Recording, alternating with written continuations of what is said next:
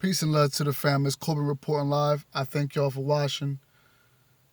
This will probably be my last one for a while. I think after this information, either you rocking with it or either you don't. If you're doing your research, then this will be a gift for you.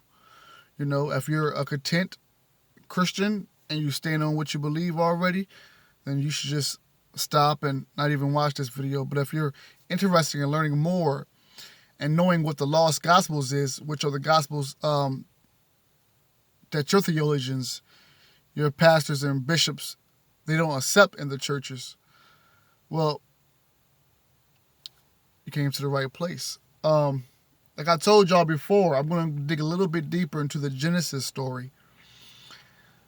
In Genesis, a lot of us know that they say God created the heavens and the earth. And then, Adam and then Eve came. That's pretty much basically the story, the Genesis story. But when you look at the lost gospels, and I tell you about the Nag Hammadi scriptures, which we're going to be reading from this evening, then you realize that, first of all, the God of this material world is not the true God. The God Yahweh, Jehovah, whatever we call him, is not the true God. There is a higher God above the God that we praise to in church, Snapple facts. And we're also going to learn tonight, guys, that that God, even though it says God created the heavens and earth, which will give you the idea that it was a singular God. If you are hip in the gnosis of your Christianity, then you know that the Hebrew Bible, which is the original Bible, says that the Elohim created the heaven and earth. The Elohim. And if you look up the Elohim, you will see that it's actually singular and plural. And that the Gnostics know it to be plural, meaning more than one. So we're actually tonight are going to get into the archons, which with the creator, Yahweh or Jehovah, created us. And we're also going to learn about Eve a little more, and Eve's daughter. We hear a lot about Adam and Eve, and we hear about their first two children, Cain and Abel, but we never heard about the daughter. Did you know that Eve had a daughter, family? Did y'all know? Her name was Norea. And I'm going to go into the spelling of that. And we're going to find out, family, because, a lot of y'all, you never really got this this gnosis, this knowledge of. These are the lost gospels. A lot of people talk about 325 AD, the Council of Nicaea, Emperor Constantine. Well, these are the books and the lost gospels that they ban for your churches telling you about, because these stories go a little bit deep. And to my ladies out there, I want you to pay attention most definitely to these stories, especially concerning Eve and her daughter, Norea. So I'm going to give you just a little summary of what I'll be reading from right quick. And I've lost it, but it's not going to take me that long to find it. I promise you that. We're going to learn, and I'm going to give you a summary, just a summary on the on what I'm going to be reading, and it's called "The Nature of the Rulers." See, you guys got the Genesis story, am I correct? Well, this is the real accurate story as far as the Gnostics are concerned, and the early Christians before the Christians who took over your Christianity. I'm going to say that again. This is the belief of the early Christians before the Christians who took over their beliefs and the ancient work that they had. This is what they knew and lived by. The Nature of the Rulers is a Gnostic treatise classified by scholars as representing Sethian thought, which the author claims is being sent to an undisclosed recipient in order to clarify the archons. To clarify who the archons are. And the archons are spelled Archons. So I'm going to say that again. Once again, archons, Archons. And I'm going to read that one more time. The nature of the rulers is a Gnostic treaty classified by scholars as representing Sethian thought, which the author claims is being sent to an undisclosed recipient in order to clarify who the archons or world rulers are, and how the struggle with the archons is to be carried out. In its present form, the nature of the rulers is a Christian text. So to my Christians and to my family of Christians watching, you can deny this all you want to, but dig deep in your research as far as you go, you're going to find this story, and this is the story they hid from you. In its present form, the nature of the rulers is a Christian text, but most of the material in the text is reflected of the Jewish thought, with a typical Hellenistic flourish. The author of the text, whose identity, like that of the recipient, is unknown, says that he or she is sending the text in response to a certain question that had been raised.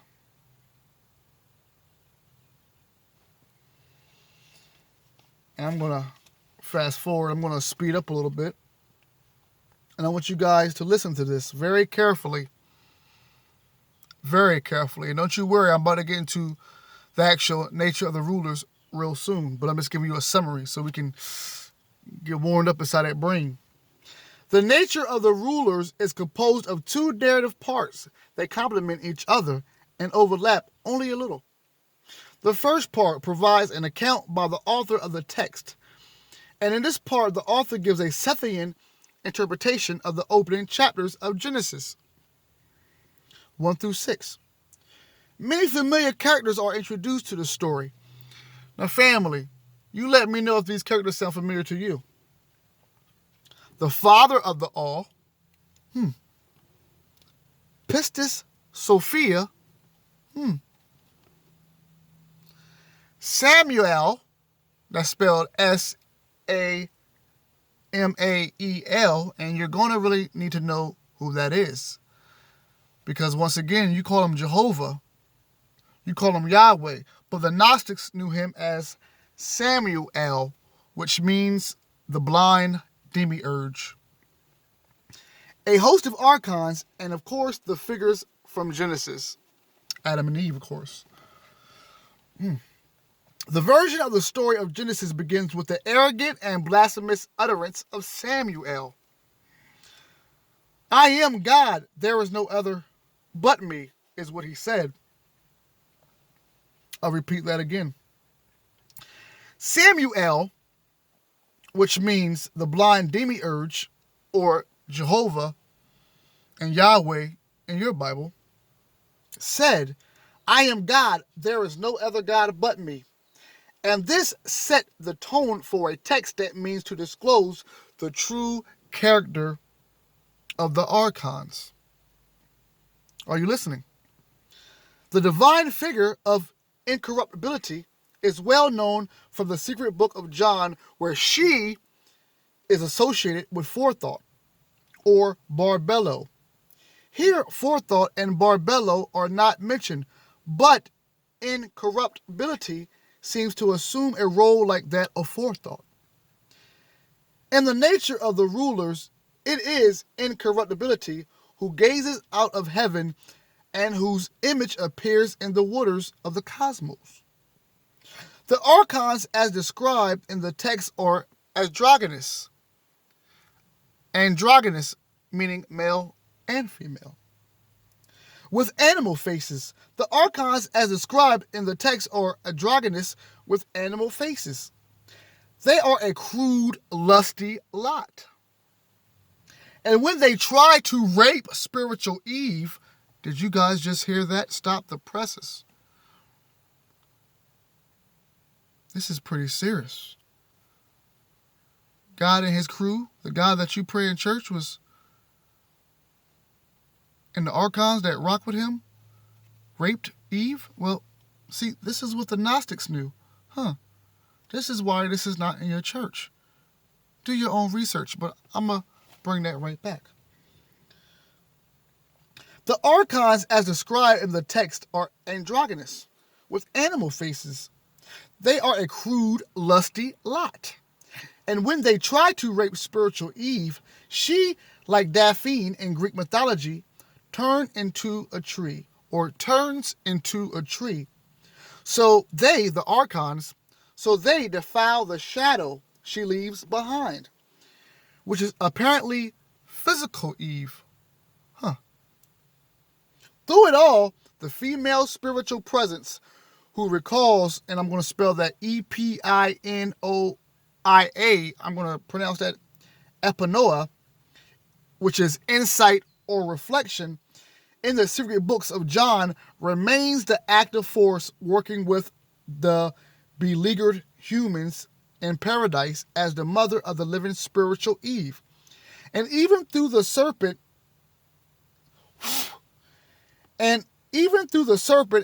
as the instructor. That is why Adam says to her, and of her, "You have given me life. You will be called the mother of the living, for she is my mother. She is physician, woman, one who has given birth." Now listen, guys, in this version of Genesis, they giving mad props to the woman. They giving beautiful props to the divine feminine. You know, the physical Eve just got raped by the archons and by that blind demiurge that you guys know in church as the Supreme, which is not. It's a crazy story already, man, I know. Trust me, I know. It's only going to get crazier. So let's continue on. The story of the first part of the nature of the rulers ends with the birth of Norea, daughter of Eve, and a portrayal of the events that transpired thereafter in her action-packed life. At the time of the Great Flood, Norea, or Orea, spelled, let me spell her first name right, Norea. Norea. See, that is Eve's daughter. Did you guys even know about Eve's daughter in church? She was also named something else in the Bible, so don't worry about it. You can go back to that later on. The story of the first part of the nature of the rulers ends with the birth of Norea, which is spelled Norea, daughter of Eve, and a portrayal of the events that transpired thereafter in her action-packed life. At the time of the Great Flood, Norea, or Orea, burns Noah's first ark after he refuses to allow her aboard. Wow. So that he has to rebuild the ark. Then she is confronted by the world rulers, who are rapacious, or spelled Apacious, as ever. And they try to have sex with her. She calls to God for help, and when the angel Elith, which is spelled Eleleth, comes to her aid, the archons run for their lives. Elith, later described as one of the four luminaries of heaven, identifies himself to Norea. "I am spirit. I have been sent to speak with you and rescue you from the hand of the lawless ones. And I shall teach you about your root." Now, family, damn it. This is Genesis. Now, we went to church, and the only thing they told us was, in the beginning, God created heaven and earth. Then he created Adam and Eve. They never told you about the mother god, Sophia, and I'm going to let you read that for yourself on the origin of the world, which is also in the Nag Hammadi text. But it didn't tell us about Eve's daughter. It didn't even tell us about the fact that Eve got raped.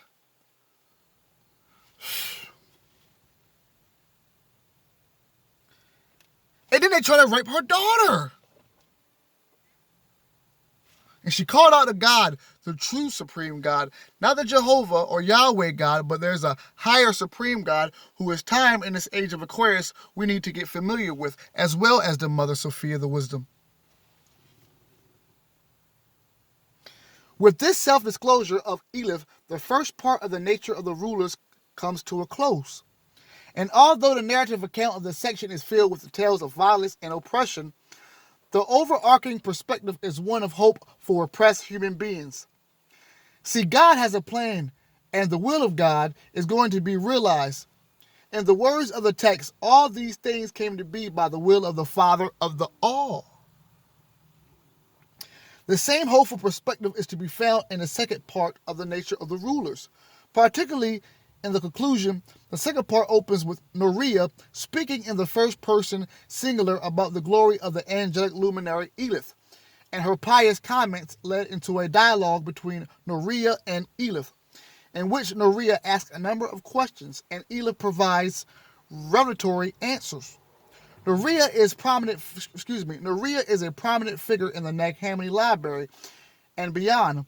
The figure of Noriah, spelled variously, is often related to the woman named, and I'm going to spell this, N-A apostrophe up top, A-M-A-H, in Genesis 4:22.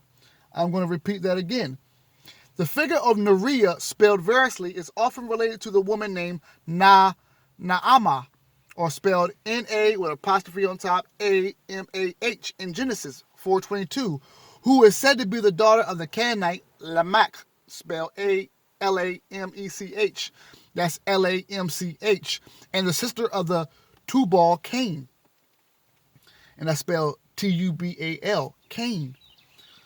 In much of the literature, Noriah is described as the sister and sometimes the wife of Seth, son of Adam and Eve.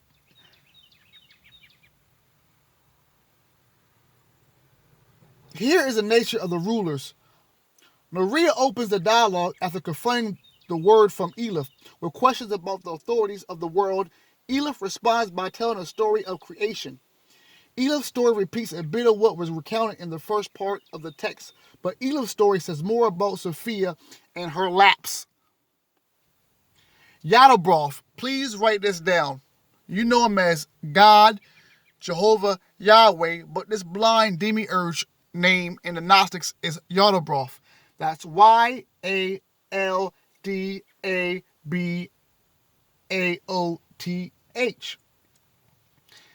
And I'm going to read that one back.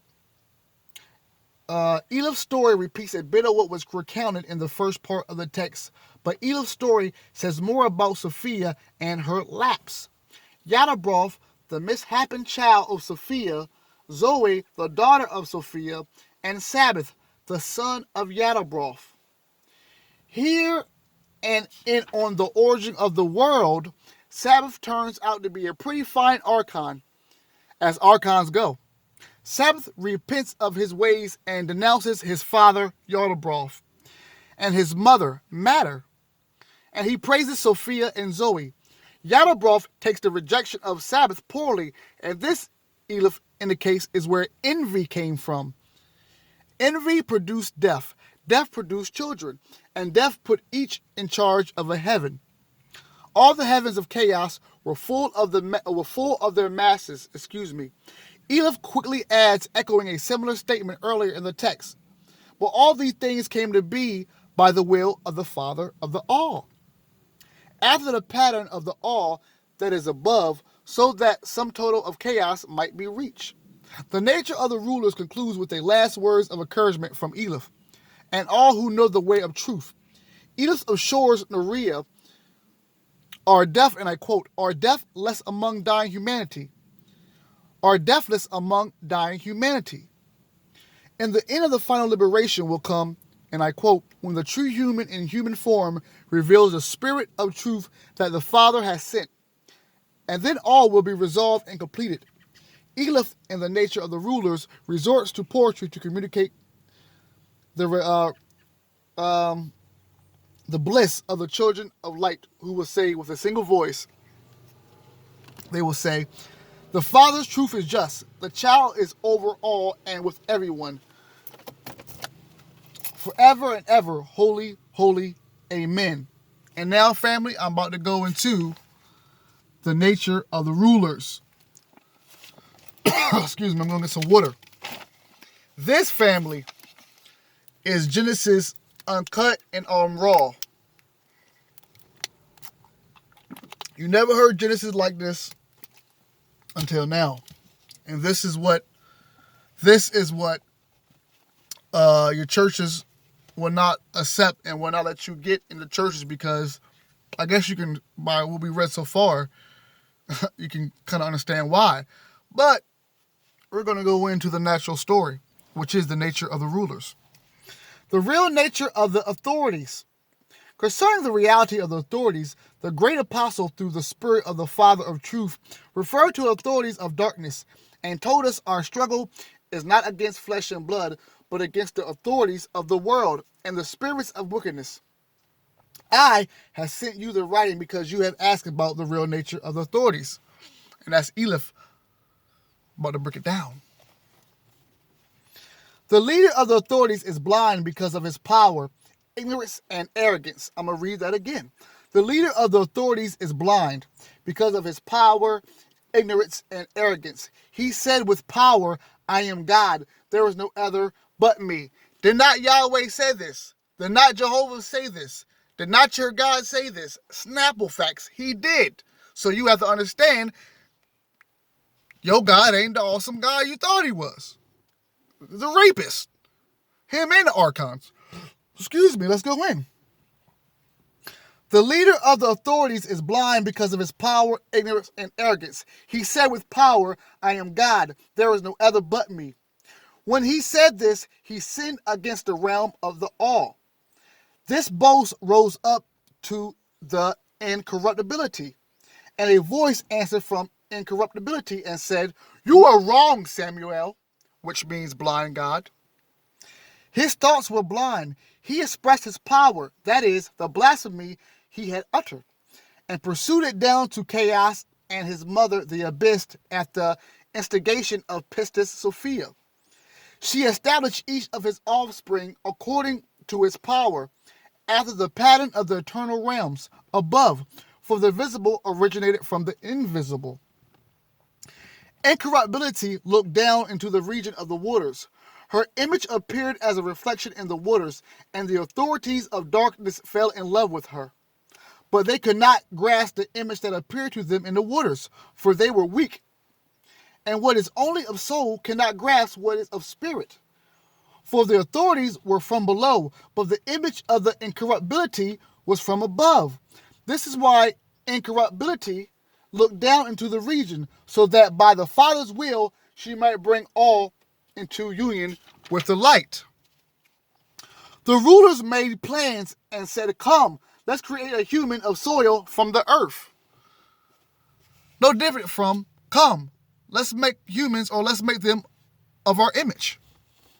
That was plural too in the Bible. The rulers made plans and said, come, let's create a human of soil from the earth. They formed their creature as a being entirely of the earth. Talking about us. These archons have bodies that are both female and male, and faces that are the faces of beasts. They took soil from the earth and formed their human after their own bodies and after the image of God that had happened to them in the water. They say, come, let's grasp the image by means of the form we have shaped, so that the image may be its male partner and fall in love with it, and we may seize it with the form we have shaped. They did not understand the power of God because they are powerless. Samuel blew into his face, and the human acquired a soul and stayed upon the ground for many days. The rulers could not make him arise because they are powerless. Like storm winds, they kept on blowing, that they might try to capture the image that appeared to them in the waters. And they did not know what its power was. All these things came to be by the will of the Father of the all. Later the Spirit saw the person of soul upon the ground. The Spirit came forth from the Adamantine land. Pretty much means the land of Adam. It descended and made its home within him. And that person became a living soul. And the Spirit called his name Adam, since he was found moving around upon the ground. A voice came from the incorruptibility to help Adam. The rulers gathered all of the animals of the earth and all the birds of the sky and brought them to Adam to see what Adam would call them, that he might give them a name to each of the birds and all the animals. The rulers took Adam and put him in the garden that he might cultivate it and watch over it. They commanded him and said, you may eat from every tree in the garden, but do not eat from the tree of knowledge of good and evil. Do not touch it, for the day you eat from it, you will surely die. They said this to him. They said this in such a way that Adam might eat and Adam might not perceive them as would a completely material person. I'm going to read that again. They said this to him, but they did not understand what they said to him. Rather, by the Father's will, they said this in such a way that Adam might eat and Adam might not perceive them as would a completely material person. The rulers plotted together and said, "Come, let's make a deep sleep fall upon Adam." So Adam slept. The deep sleep they made to fall upon him, and he slept, is ignorance. So they cut open his side like a living woman. Then they repaired to his side with flesh in place of her, and Adam had only a soul. The woman of spirit came to him and spoke with him, saying, "Arise, Adam." When he saw her, he said, "You have given me life. You will be called the mother of the living. For she is my mother. She is the physician, woman, and one who has given birth." Now we're about to go into Adam and Eve now. Now the Genesis story starts with Adam and Eve. Starts with God created the heavens and earth, and then it goes to Adam and Eve. I just gave you all of that. Then we go into Adam and Eve. Here we go. The authorities approached their Adam when they saw his female partner speaking with him. They became aroused and lusted after her. They said to each other, "Come, let's ejaculate our semen in her." I should have said, and I quote. Let's ejaculate our semen in her. And they chased her, but she laughed at them. Eve laughed at the archons. Because of their foolishness and blindness, she laughed at them. In their grasp, she turned into a tree, and when she left for them a shadow of herself that looked like her, they defiled it sexually. They defiled the seal of her voice, and so they convicted themselves through the form they had shaped in their own image. They don't tell you this in the Bible, family. Then the female spiritual presence came in the shape of the serpent, the instructor. The serpent taught Adam and Eve and said, "Hold up, you realize that? We talk about the snake that was in a tree, but they're saying that was Eve the whole time." Listen, then the female spiritual presence came in the shape of the serpent, the instructor. The serpent taught Adam and Eve and said, "What did Samuel say to you? Did he say, 'You may eat from every tree in the garden, but do not eat from the tree of knowledge of good and evil?'" The woman of flesh, and remind you, because when they tried to have sex and ejaculate into Eve, the spiritual version left and went to the tree. The physical version of Eve was left and got defiled. So when it says, then the female spiritual presence came into the shape of the serpent, the instructor, the serpent taught Adam and Eve and said, "What did Samuel say to you? Did he say you may eat from every tree in the garden, but do not eat from the tree of knowledge of good and evil?" The woman of flesh said, "Not only did he say that, do not eat, but he also said, do not touch it, for the day you eat from it, you will surely die." The serpent, the instructor, said, "You will not surely die, for he said this to you out of jealousy. Rather, your eyes will open and you will be like gods, knowing good and evil." And the female instructor was taken away from the serpent, and she abandoned it as something of the earth. They eat from the tree. The woman of flesh took from the tree and ate, and she gave to her husband as well. And thus these beings who had only a soul ate. Their imperfection became apparent in their ignorance. They recognized that they were stripped of the spiritual, and they took fig leaves and tied them around their naked bodies. The leader of the archons came and said, "Where are you, Adam?" For he did not know what had happened. Adam said, "I heard your voice and was afraid because I was naked and I hid." The ruler said, "Why did you hide unless it is because you ate from the only tree from which I commanded you not to eat? You did eat." Adam said, "The woman you gave me offered me fruit and I ate," and the arrogant ruler cursed the woman. The woman said, "The serpent deceived me and I ate." The rulers turned the serpent and cursed its shadow so that it was powerless, and they did not know it was a form they self That the rulers turned the serpent and cursed its shadow, so that it was powerless, and they did not know it was a form they themselves had shaped. From then on, the serpent was under the curse of the authorities. The curse was on the serpent until the perfect human has come. Now, you guys know it's about to be to a part 2, and I'm going to switch it. And after that, I'm going to leave you guys to do your own research on this.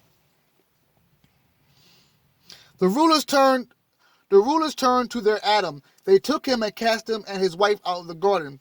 They had no blessings, for they have no blessings, for they also under the curse. The rulers threw humanity into great confusion and a life of toil, so that their people might be preoccupied with things of the world and not have time to be occupied with the Holy Spirit. Wow. And here we're going to Cain, Abel, Seth, and Uriah. And this is where we're going to end at. It's going to go to part 2, but this is where we're going to end at. Cain, Abel, Seth, and Uriah.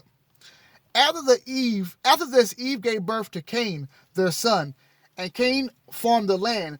Then Adam had sex with his wife. She became pregnant again and gave birth to Abel. And Abel was a shepherd.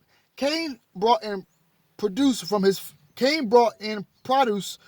field, and Abel brought in an offering from his lambs. God looked with favor upon the offering of Abel, but did not accept the offering of Cain. Cain, man of flesh. Listen to what I says.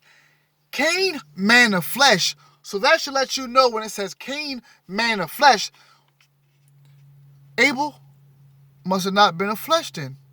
Well, we're going to say that for a later time. God said to Cain, "Where is your brother Abel?" Cain answered and said, "Am I my brother's keeper?" God said to Cain, "Listen, the voice of your brother's blood is calling to me. You have sinned with your mouth, and it will come back to you. Whoever kills Cain will release 7 vendettas, and you will live groaning and shaking upon the earth." Adam had sex with his partner Eve again. She became pregnant and had Seth. For Adam, she said, "I have given birth to another person through God in place of Abel." Eve became pregnant again and gave birth to Uriah. Eve said, "He has produced for me a virgin to help many generations." Uriah is the virgin whom the forces did not defile. So we're about to head into part 2. But understand that unlike Eve, the archons, Yahweh and his crew did not defile or rape Eve's daughter, Uriah. And humanity began to multiply and develop. The rulers plotted together and said, "Come, let's cause a flood with our own hands and destroy all flesh, animal, and human." When the ruler of the forces learned of their plan, he said to Noah, "Make an ark of wood that will not rot, and hide in it. You and your children and the animals and the birds of the sky, large and small, put it on my